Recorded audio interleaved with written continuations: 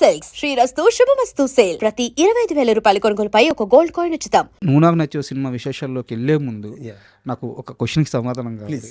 త్రివిక్రమ్ గారు మీకు పరిచయం అయిన తర్వాత ఈ అబ్బాయి మామూలు రైటర్ కాదు, రాబోయే దశాబ్దాన్ని ఇంకో 2-3 దశాబ్దాలు ఇండస్ట్రీ ఇతందే అని మీకు అర్థమైన క్షణం ఒకటి ఉంటుంది కదా సార్, ఆ స్పార్క్ కనిపించిన క్షణం ఏంటి? ఆ సంఘటన ఏమన్నా గుర్తుందా? నువ్వే కావాలి షూటింగ్ జరుగుతున్నప్పుడు లొకేషన్కి వచ్చాడు ఒక రోజున. ఖాళీగా ఉన్నాము, నేను బాగా సిగరెట్లు కాల్చేవాడిని ఆ రోజులు. ఆ ఖాళీ ఏరియా ఉంటే దాసీను అట్లా వెళ్దాం కిందకని చెప్పి తిరుగుతూ ఉండగా ఒక కథ చెప్తా అన్నాడు. అట్లా తిరుగుతానే 1.5 గంట కథ చెప్పాడు. అదే నువ్వే కథ. ఓకే, సినిమా చాలా బాగుంది, ఈ సినిమాతో నువ్వు డైరెక్టర్ అంతే. సో అంతేనండి, ఇంకా తనకి ఎంత భవిష్యత్తు ఉంటుంది ఏదనేది నువ్వే కావాలి స్క్రిప్ట్ చదువుతున్నప్పుడే ఫర్ ఎవర్. ఓకే. సో నేను కోటికి ఈ సినిమా రికార్డింగ్ అప్పుడు పంపించా. ఏంటి కోటి నీ అభిప్రాయం సినిమా గురించి అంటే, భయ్యా భాస్కర్ కానీ త్రివిక్రమ్ కానీ నువ్వు పెట్టుకుని 30 సినిమాలు చేయొచ్చు, అసలు వెనక తిరిగి ఆలోచించక్కర్లా అనే మాట కోటి అన్నాడు ఆ రోజున. Okay. So all these things added అండి. అంటే అతను ఎంత దూరం వెళ్తాడు అని మనం ఏమైనా చెప్పలేము ఆ రోజున. But he's a person with a spark, is going to be there forever అనే ఫీలింగ్ అయితే కలిగింది. సో ఆ విధంగానే నువ్వు నాకు నచ్చవుతో ట్రావెల్ అయ్యి ఆ ప్రాసెస్లోనే నువ్వేకి వెళ్ళటం, ఆ సినిమా చేయడం జరిగింది. అండ్ నువ్వు నచ్చే విషయానికి వస్తే ఫస్ట్ మీరు మాట్లాడిన ఇంటర్వ్యూ నుంచి నేను కొన్ని క్వశ్చన్స్ తీసుకుని, ఈ సినిమా త్రివిక్రమ్ గారు రాశారు, మీరు ప్రొడ్యూస్ చేశారు అండ్ డైరెక్ట్ చేశారు, అంతా ఓకే. బట్ ఈ సినిమాలో ఎక్కడ ఫైట్స్ ఉండవు. ఆ సమయంలో తెలుగు సినిమా ఎలా ఉందంటే ఫ్యాక్షన్ సినిమాలు, మాస్ సినిమాలు రాజ్యం వెళ్తున్న కాలం. అలాంటి సమయంలో వెంకటేష్ గారు సింగిల్ ఫైట్ లేకుండా ఈ సినిమాకు ఒప్పుకోవడానికి కారణం ఏంటి? డెఫినెట్గా నువ్వే కావాలి చూడటం జరిగి ఉండొచ్చు అండి. అట్ ది సేమ్ టైం నువ్వే కావాలి గురించి విన్నా కానీ భాస్కర్ త్రివిక్రమల ప్రతిభ గురించి తెలిసి ఉంటుంది. సో దాని కంటిన్యూషన్ ఆయన కథ చెప్పటం త్రివిక్రము, ఇమీడియట్గా వెంకటేష్ గారు కనెక్ట్ అవటం. హీరోగా చేసేటప్పుడు ఆయన డిసైడ్ చేసుకోవాలి, నేను నా ఆడియన్స్ కోసం చేస్తున్నానా, నా కోసం చేస్తున్నానా, డబ్బుల కోసం చేస్తున్నాను. He knows what kind of subject he has to choose. So ఆ క్యారెక్టరైజేషన్ నచ్చింది వెంకటేష్ గారికి. అందుకే కథ వినంగానే కిందకి దిగి వచ్చి పైనుంచి కిషోర్ మనం చేస్తున్నాం అనే మాట జరగటం. So that is very important. ఇప్పుడు ఇంతకాలం ఇంతమందికి అభిమాన నటుడుగా ఉన్నాడంటే Venky, that's because of his selection of subject అండి. అట్లా పట్టుకోవటం అందరి వల్ల కాదండి.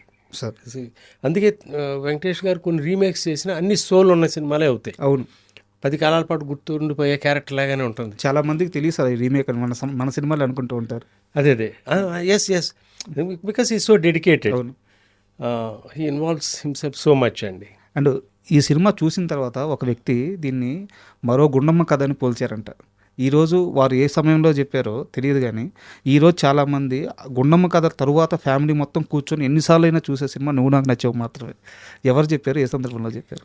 మీరు చెప్తే వింటాక సంతోషంగానే ఉందండి. కానీ గుండమ్మ కథ ఆ క్లాసిక్స్ సార్. సో పెద్ద నటులు ఇందులో తక్కువ దీన్ని తగ్గించి చెప్పడం కాదు.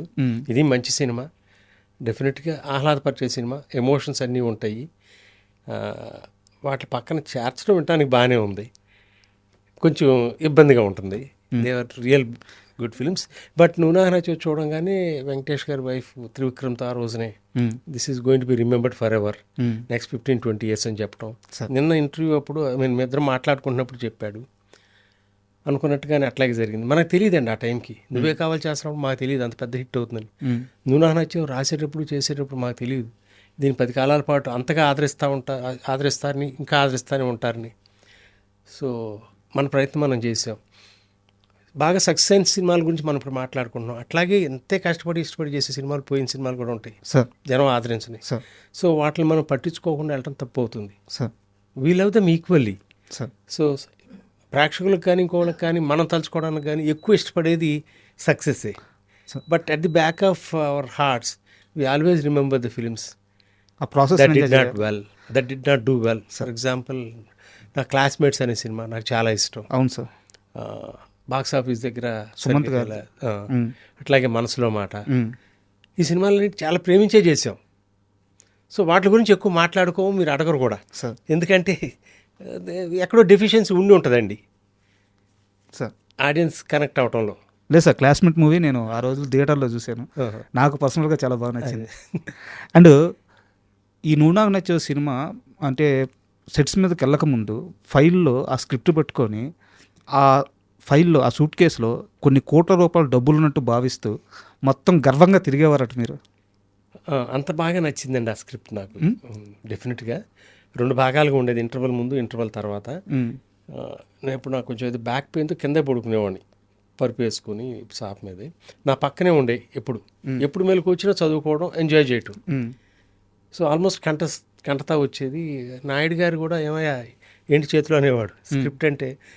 I mean he really use to appreciate people who carried a script, who really believed in the script. So అట్లా నువ్వు నాకు నచ్చావు వాజ్ ఎ స్పెషల్ ఫిల్మ్ అండి. We really enjoyed Sir. making the film, reading the script, everything, every aspect of it.